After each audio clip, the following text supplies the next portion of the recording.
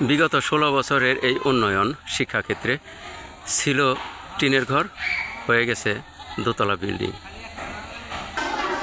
এখন দেখি 16 বছর আগে যে জানালা তৈরি হয়েছিল সেই জানালাগুলো কেমন।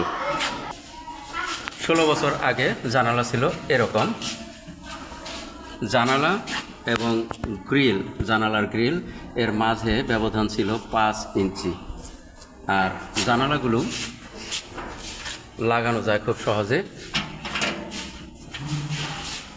সহজেই লাগানো যায়। আমরা দেখব যে 16 বছর এর মধ্যে এখন কি অবস্থা জানালার।